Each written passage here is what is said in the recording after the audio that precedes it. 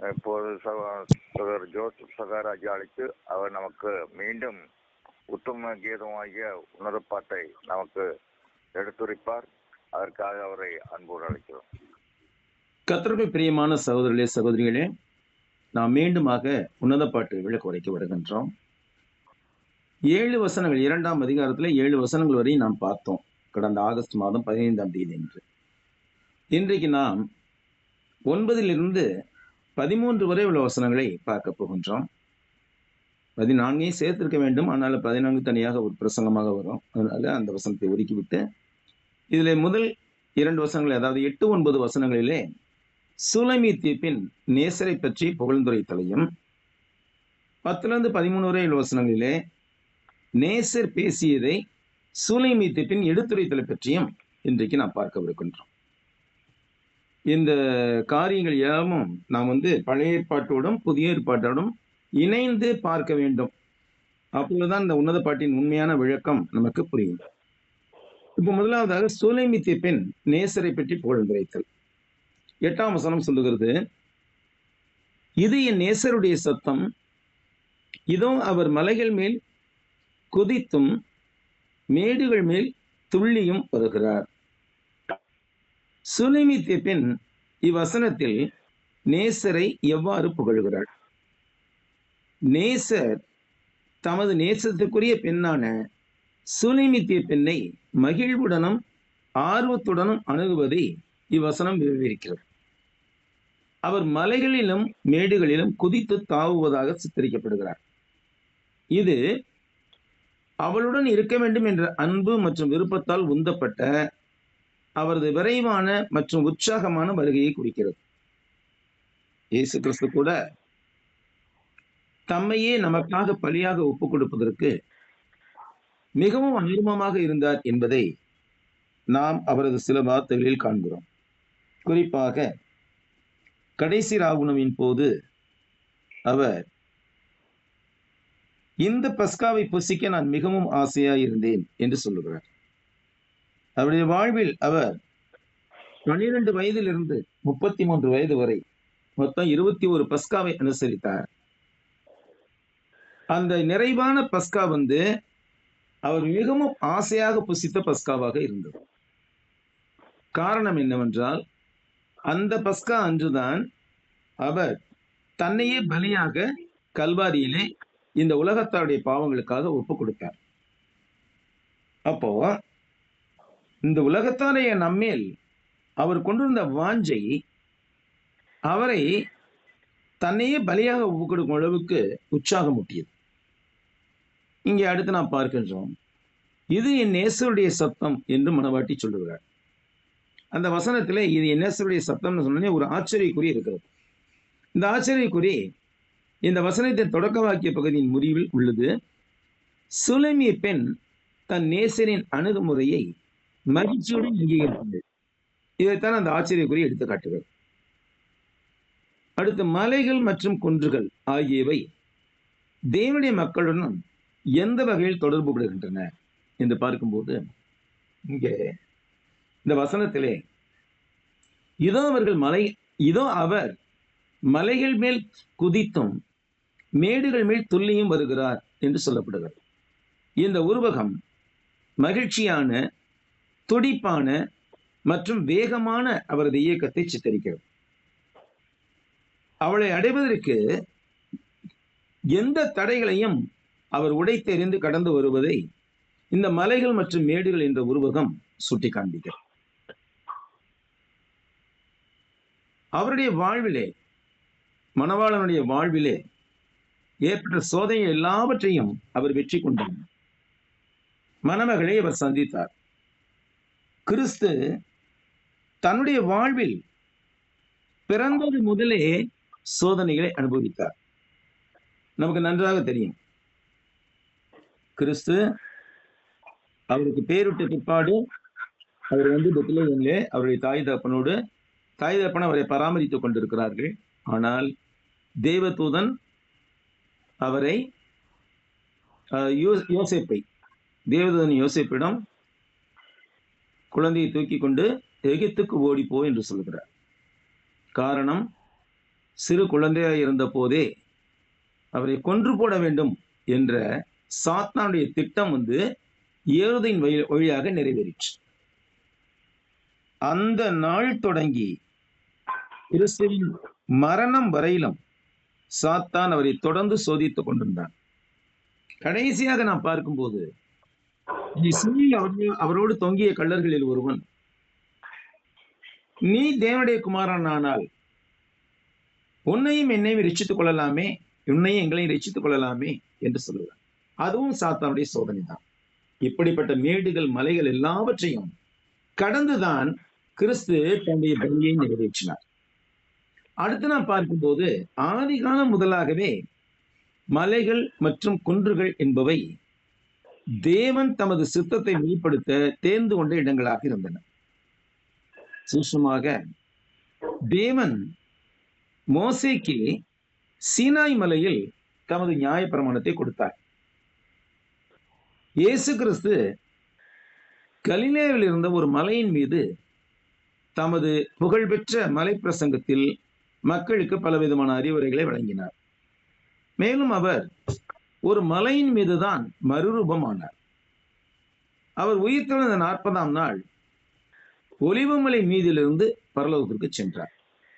இன்னும் எண்ணற்ற எடுத்துக்காட்டுகளை தர முடியும். ஆனாலும் மலையின் மீது தம் மக்களை காண தேவன் கொண்டிருந்த விருப்பத்திற்கு இந்த எடுத்துக்காட்டுகள் போதுமானவையாக உள்ளன. இது எல்லாவற்றுக்கும் மேலாக சபை ஒரு பெரிய பர்வதமாக வளர்ந்து, பர்வதம்னா மலை, சபை ஒரு பெரிய பர்வதமாக, அதாவது மலையாக வளர்ந்து இந்த பூமி எங்கும் பரவும் என்பதை தானியேல் பின்வருமாறு விவரித்தார் 2:32. அப்பொழுது அந்த இன்னும் களிமண்ணும் வெண்கலமும் வெள்ளியும் பொன்னும் ஏகமாய் நொறுங்குண்டு கோடை காலத்தில் போரடிக்கிற களத்திலிருந்து பறந்து போகிற பதரை போல் ஆயிற்று. அவைகளுக்கு ஒரு இடமும் கிடையாதபடி காற்று அவைகளை அடித்துக் கொண்டு போயிற்று. சிலையை மோதின கல்லோவென்றால் ஒரு பெரிய பர்வதமாகி பூமியை எல்லாம் நிரப்பிற்று.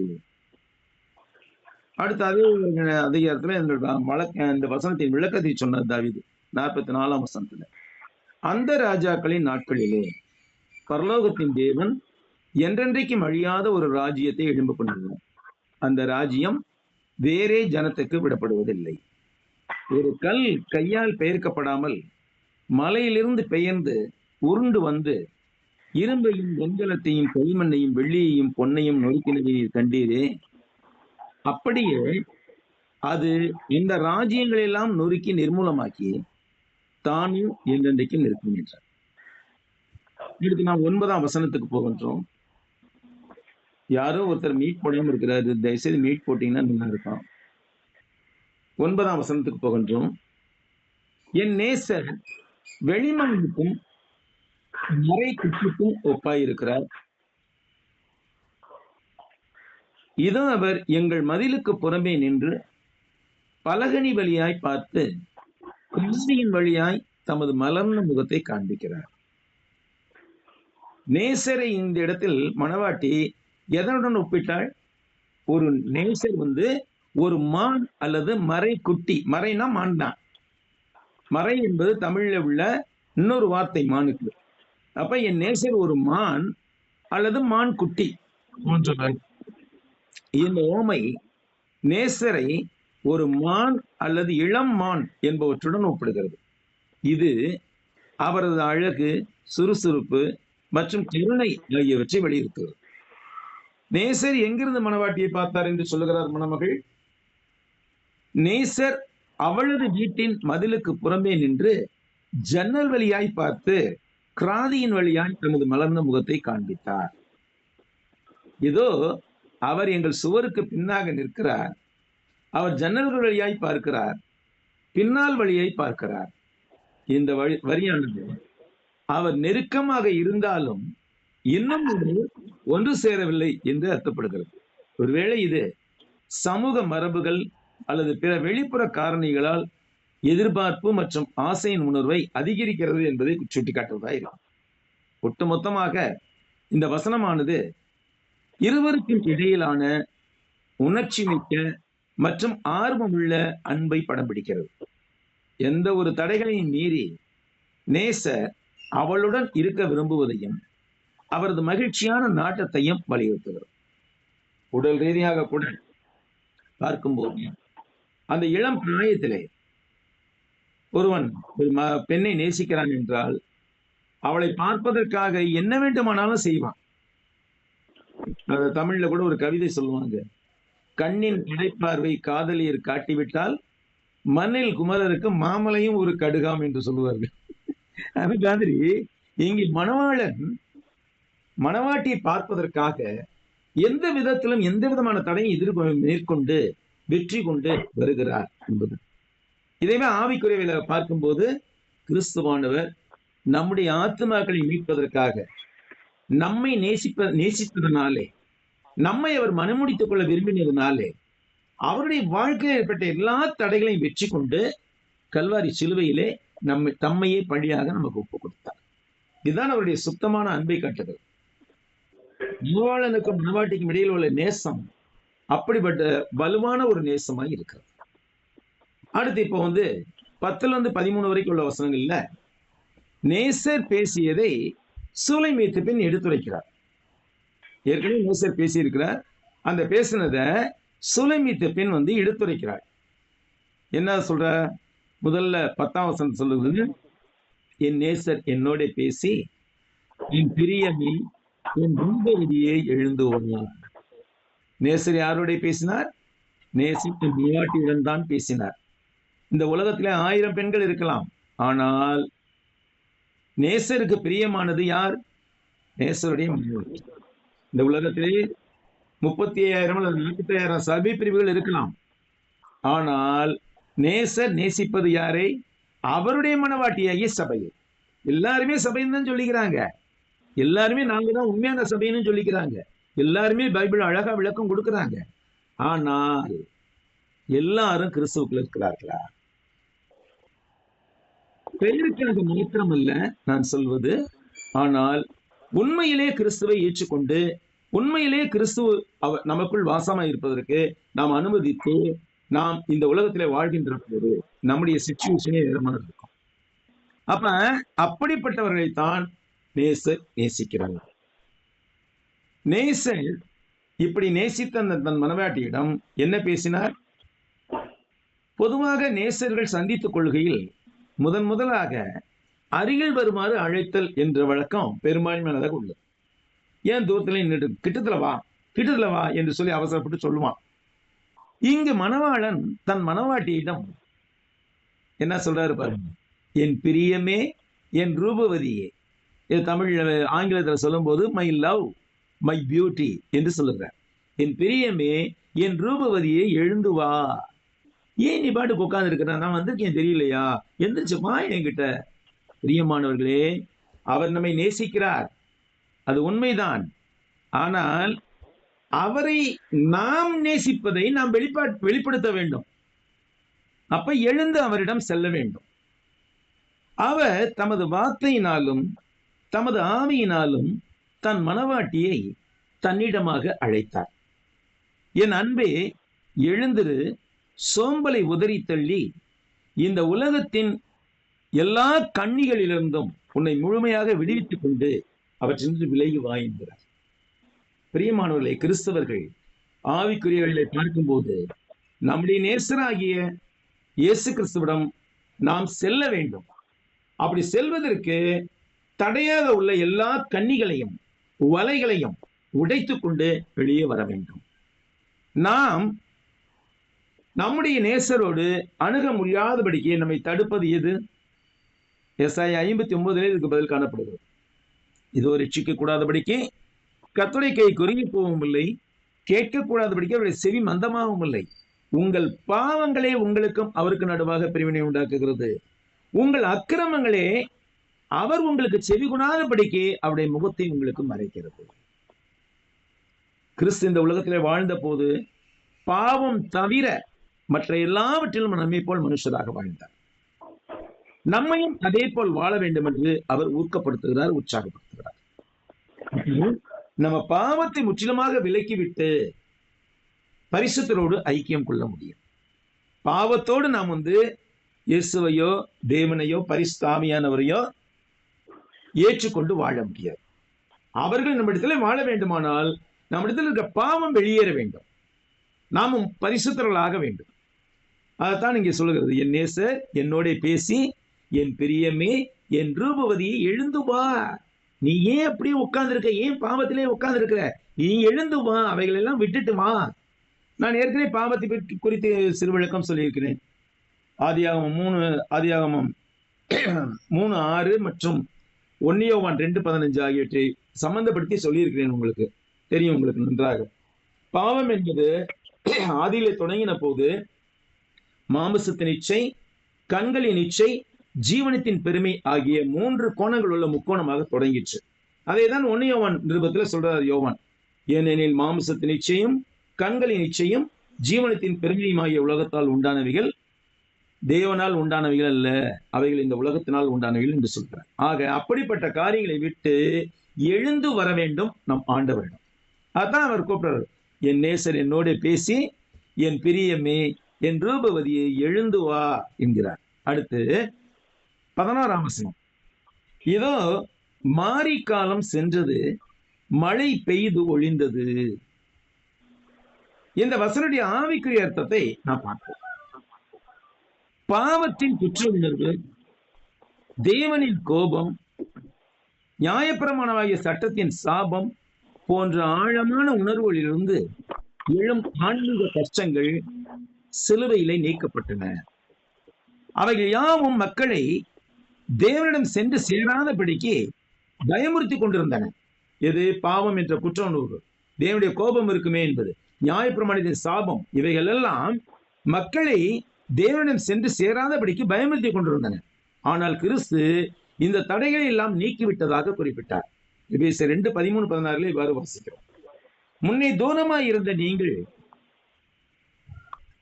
இப்பொழுது கிறிஸ்து இயேசுவுக்குள் கிறிஸ்துவின் இரத்தத்தினாலே சமீபமானீர்கள். எபேசியருக்கு சொல்லுகிறார், எபேசியர் புறஜாதி மக்கள், முன்னே தூரமாய் இருந்த நீங்கள் இப்பொழுது கிறிஸ்து இயேசுவுக்குள் கிறிஸ்துவின் இரத்தத்தினாலே சமீபமானீர்கள். எப்படி எனில், அவரே நம்முடைய சமாதானக்காரனராகி இருதிறத்தாரையும் ஒன்றாக்கி. இருதிறத்தார் யாரு? யூதர்கள், பிரஜாதி. இருதிறத்தாரையும் ஒன்றாக்கி பகையாக நின்ற பிரிவினையாகி நடுச்சுவரை தகர்த்து சட்ட திட்டங்களாகிய நியாய பிரமாணத்தை தம்முடைய மாமிசத்தினாலே ஒழித்து இருதிறத்தாரையும் தமக்குள்ளாக ஒரே புதிய மனுஷனாக சிருஷ்டித்து இப்படி சமாதானம் பண்ணி பகையை சிலுவையினால் கொன்று அதனால இருதிறத்தாரையும் ஒரே சரீரமாக தேவனுக்கு ஒப்புரவாக்கினார். இதன் மூலமாக தேவன் சமாதானம் அடைந்தார். இயேசுவின் பலியின் மூலமாக தேவனுடைய கோபம் முடிந்து போயிற்று. மக்கள் அவரிடம் சென்று சேர ஒரே நித்திய வழியாக இருப்பவர் இயேசு கிறிஸ்து மாத்திரமே. எனவே நாம் எல்லா மனச்சோர்வுகளையும், மனச்சோர்வு நமக்கு எழுதுறது சகஜம். வாழ்க்கையில ஏற்படுகிற பல பிரச்சனைகளை பார்த்து, என்னடா கிறிஸ்தவ வாழ்க்கை வந்து இத்தனை வருஷமாகி இப்படியே உட்கார்ந்துருக்குமே என்று சோர்வுகள் ஏற்படுறதுனா சகஜம். ஆனால் ஏற்ற வேளையிலே அவர் நம்மை உயர்த்தும்படிக்கு நாம் அவருடைய பலத்த கைகளுக்குள் அடங்கி இருக்க வேண்டும். ஏற்ற வேலை வரும்போது நிச்சயமாகவே அவர் நம்மை உயர்த்துவார். அப்ப நமது எல்லா மனச்சோர்வுகளையும் சாக்கு போக்குகளையும் கைவிட்டு எல்லாருக்கும் கர்த்தர் இரட்சகருமான கிறிஸ்து இயேசுவிடம் நாம் செல்ல வேண்டும். ஏன்னா அவர் கூப்பிட்டுறார். அவர் மத்தேயு 11:28-30 கூட அழகா கூப்பிடுறார். வருத்தப்பட்ட பாரம் சுமக்கிறவர்களே, நீங்கள் எல்லாரும் என்னிடத்தில் வாருங்கள், நான் உங்களுக்கு இளைப்பாறுதல் தருவேன். நான் சாந்தமும் மனத்தாழ்மையுமாய் இருக்கிறேன். என் நுகத்தை உங்கள் மேல் ஏற்றுக்கொண்டு என்னிடத்தில் கற்றுக்கொள்ளுங்கள். அப்பொழுது உங்கள் ஆத்துமாக்களுக்கு இளைப்பாறுதல் கிடைக்கும். என் நுகம் மெதுவாயும் என் சுமை லகுவாயும் இருக்கிறது என்று கூறினார். அடுத்த 12ஆம் வசனம், பூமியிலே புஷ்பங்கள் காணப்படுகிறது, குருவிகள் பாடும் கள்ளம் வந்தது, காட்டுப்புறாவின் சத்தம் தேசத்தில் கேட்கப்படுகிறது. பூமியில் ஏற்பட்ட நல்ல மாற்றங்கள் என்ன? பூமியிலே பூக்கள் தோன்றின. இதுவும் இதை தொடர்ந்து வரும் மற்ற குறிப்புகளும் வசந்த காலத்தின் சான்றுகளாக கூறப்படுகின்றன. இது முதன்மையான அர்த்தத்தில் கிருபையின் நாளை அல்லது நியாயப்பிரமாணத்தின் காலத்தில் பாவிகளுக்கு முன்மொழியப்பட்ட ரட்சிப்பின் நற்செய்தி வகைகள், நிழல்கள் மற்றும் வாக்குறுதிகள் ஆகியவற்றை குறிக்கிறது. ஆனால் மிகவும் தெளிவாகவும் முழுமையாகவும் பரிசுத்த கட்டளைகளில் மனித குலத்திற்கு தேவ கிருபையின் அனைத்து தொடர்புகளிலும் உள்ள ஆசீர்வாதங்களை குறிப்பிடுகிறது. பரிசுத்த ஆவியானவருடைய கிருபைகள், கொடைகள் மற்றும் ஆறுதல்கள் ஆகியவை வசந்த காலத்தின் மொட்டுக்கள் மற்றும் பூக்களை போன்று விசுவாசிகளுக்கு உறுதியளிக்கப்பட்டவைகளாக தோன்றுகின்றது. இவ்விடத்தில் யோவேலின் தீர்க்கதரிசன வசனம் நாம் நினைவு கூற வேண்டும். கடைசி நாட்களில் மாமிசமான யாவர் மீது என் ஆவியை ஊற்றுவேன் என்று யோவேல் தீர்க்கதரிசியின் மூலமாக தேவன் கூறிய அந்த வார்த்தைகளை நினைவு கூற வேண்டும். அடுத்து குருவிகள் பாடும் காலம் வந்தது என்பதை விவரிக்கிறது. குருவிகள் குளிர்காலம் முடிந்து வசந்த காலம் தொடங்கும் போது மிகவும் இசை எழுப்புகின்றன. ஏனென்றால் இந்த குளிர்காலம் முடிந்து வசந்த காலம் தொடங்கும் போது சுற்றுச்சூழலில் இனிய மாற்றம் ஏற்படுகிறது. எனவே குருவிகள் மற்றும் பறவைகளுக்கு அது ஒரு ஆனந்தமான வேலையாக இருக்கிறது. அவைகள் பாடிக்கொண்டு பறந்து திரிய தொடங்குகின்றன. மணவாட்டி மினாளரை சந்திக்கும் வேளை ஏறக்குறைய இதற்கு ஒப்பானதாக உள்ளது. அவள் தன் வாழ்வில் அதுவரையில் இருந்த தனிமை, சோகம் என்ற குளிர் நீங்க பெற்று மணவாளின் அருகாமையில் மகிழ்ச்சியின் கதகதப்பை உணர்கிறாள். மணவாளின் அருகாமையில் ஏற்பட்ட மகிழ்ச்சி உணர்வானது அவளை பாட வைக்கிறது. தன் இருதயத்தின் இன்பம் நிறைந்த சிந்தனை யாவற்றையும் அவள் பாட்டாக வெளிப்படுத்த முடிகிறது. யூத மார்க்கத்தின் குளிர் மற்றும் சோகம் நிறைந்த சூழ்நிலை யாவும் கிறிஸ்து சிலுவையில் அறையப்பட்ட போது அறவே நீக்கப்பட்டன. அடிமைத்தனத்திற்குள்ளாக்கும் அரைகுறை பிரமாணமாகிய நியாய பிரமாணம் சிலுவையில் அறையப்பட்டு கிறிஸ்து கொடுத்த சுயாதீன பிரமாணமாகிய பூர்ண பிரமாணம் அமலுக்கு வந்த அந்த வேளை தொடங்கி இந்த உலகில் மக்கள் தேவனை நெருங்கி சேரும் வேளையான வசந்த காலம் உலகத்தில் நிலவுகிறது. எனவே நாம் சந்தோஷமாக பாடி தேவனுடனான ஐக்கியத்தை மகிழ்ச்சியோடு இந்த பூமியில் அனுபவிக்கும் இவ்வேளை இங்கு மறைமுகமாய் உணர்த்தப்படுகிறது. இதைத்தான் பின்னாட்களில் யாக்கோபு சொன்னார், சுயாதீன பிரமாணமாகிய பூர்ண பிரமாணத்தை உற்று பார்த்து அதிலே நிலைத்திருக்கிறவனே கேட்கிறதை மறக்கிறவனாயிராமல் அதற்கேற்ற கிரியை செய்கிறவனாயிருந்து தன் செய்கையில் பாக்கியவனாயிருப்பான் என்று யாக்கோபு எழுதினார். யாக்கோபு 1:22 எழுதினார். அடுத்ததாக காட்டுப்புறாவின் சத்தம். இந்த சொற்றொடர் எதை விளக்கப்படுத்துகிறது? காட்டுப்புறாக்களும் பிற பறவை இனங்களும் நாட்டில் ஏற்படும் மகிழ்வு நிறைந்த வேளையை நன்கு அறிந்துள்ளன. அது எரேமியா 8:7 சொல்றாரு, ஆகாயத்தில் உள்ள நாரை முதலாய் தன் வேலையை அறியும் காட்டுப்புறாவும் கொக்கும் தகைவிலான் குருவியும் தாங்கள் வரத்திட்ட காலத்தை அறியும். எதற்கு ஒப்பிடுகிறார்? என் ஜனங்களோ கர்த்தரின் நியாயத்தை அறியார்கள் என்று கர்த்தர் உரைக்கிறார் என்று சொல் என்றார். எரேமியாவின் மூலமாக இதை தேவன் சொல்லுகிறார். அதுல காட்டுப்புறாவும் தகைவிலான் குருவியும் தாங்கள் வரத்தக்க காலத்தை அறியும் என்று சொல்லுகிறார். பொதுவாக புறாக்கள் கற்பு நெறிக்கு சிறந்த உதாரணங்களாக பார்க்கப்படுகின்றன. எல்லா பறவைகளிலும் புறா ஒரு விசேஷித்த ஒன்றாக இருக்கிறது. ஒரு இணையை சேர்ந்தது என்றால் அந்த இணையை மரணம் வரை பிரியாது புறாக்கள். நீங்க பாருங்க, கொரிந்தியர் 2 கொரிந்தியர் 11 ஆண்டவர் பவுல் சொல்லுகிறார், நான் உங்களை கற்புள்ள கன்னிகையாக கிறிஸ்து என்னும் ஒரே புருஷனுக்கு ஒப்பு கொடுக்க நியமிக்கப்படியால் உங்களுக்காக தேவ வைராக்கியம் கொண்டிருக்கிறேன். இந்த கூற்று நாம் நினைவு கூறத்தக்கது. நாம் கற்புள்ள கன்னிகையாக கிறிஸ்து என்னும் ஒரே புருஷனுக்காக நியமிக்கப்பட்டிருக்கிறோம். மணவாட்டி தன் மணவாளனை கண்டு அவருடன் இணையும் போது அவளுக்குள் ஏற்படும் ஆனந்தம் மற்றும் உற்சாகம் ஆகியவை சத்தங்களாக வெளிப்படுகின்றன.